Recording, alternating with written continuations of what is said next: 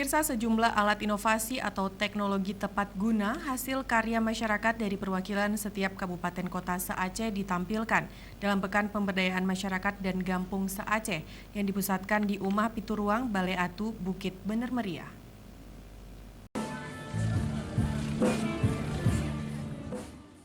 Sebanyak 23 kabupaten dan kota se-Aceh ambil bahagia dalam Pekan Pemberdayaan Masyarakat Gampung PIPMG 2019, di mana setiap daerah membawa dan memamerkan hasil karya inovasi warganya atau teknologi tepat guna dari warga mereka untuk dinilai oleh Dewan Juri.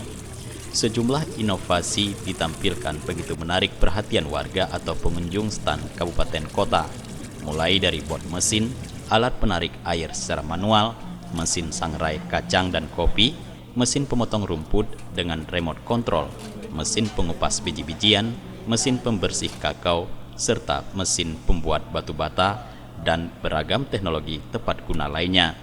Sejumlah inovasi ini berbeda dari setiap kabupaten atau kota.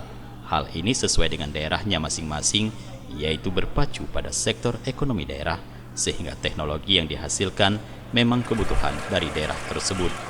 Salah satu tim juri penilai teknologi tepat guna yang dipamerkan ini, Purwana Satrio, menyampaikan bahwa teknologi yang ditampilkan oleh warga setiap pekan inovasi semakin baik dan antusiasme warga dalam membuat alat inovasi ini juga semakin meningkat dan semakin bagus serta lebih baik dan lebih murah dari alat teknologi di pasaran dan ramah lingkungan. Ini sangat antusias sekali. Mereka inovasi, kadang-kadang ada barang yang sudah ada tidak baik, akhirnya mereka buat inovasi lebih bagus lagi supaya efisien dan mudah digunakan. Nah, kadang-kadang ada alat-alat inovasi yang ada di pasaran sulit menghasilkan suatu produk. Mereka inovasikan, akhirnya akan menghasilkan yang lebih baik lagi.